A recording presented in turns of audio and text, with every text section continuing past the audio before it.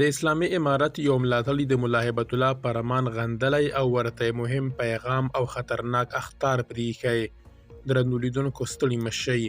د ارماني اشنا په نوم د اسلامي امارت یو ملاتړي پر خپل ایکس پاڼه د نجونو پر زده کړو بندیز ناروا، کاذب، د شریعت خلاف، د پرمختګ ضد، له افغان ښځو سره ظلم او جبر بللی او ډیره کړې ده. نور له هیچا ویره نه لري او د اشارې په توګه یې د خپل مشر ملا هیبت الله دغه بندیز غندلی دی. نوموړي ډیره کړې، نور هیڅ دلیل د منل وړ نه ګڼم. که څوک خفه کیږي او که خوشحالیږي خپل کار دی. نه چاپلوس یم او نه له چا ډاریږم، نه له چا ویره لرم. کلونه مې بې له امتیازه مبارزه کړې ده، نه پر چا احسان کوم او نه له چا څخه تمه لرم.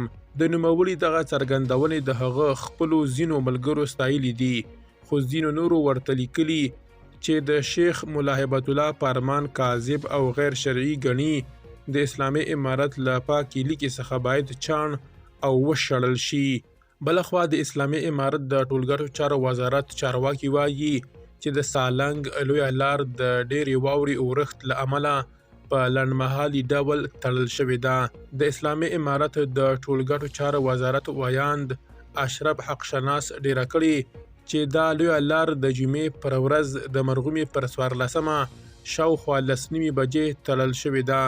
اشرف ټینګار کړی چې د سالنګ لویه لار به د ډېرې واورې اورښت او د لیدلو محدودیت له امله تر راتلونکي خبرتیا پورې د ترافیکو پر مخ تړلې وي. اسلامي امارت له وګړو غوښتي چې د نه اړتیا په ترڅ کې د سالنګ پر لویې لارې له تګ راتګه ډډه وکړي. درنو لیدونکو له ملتیا مو مننه.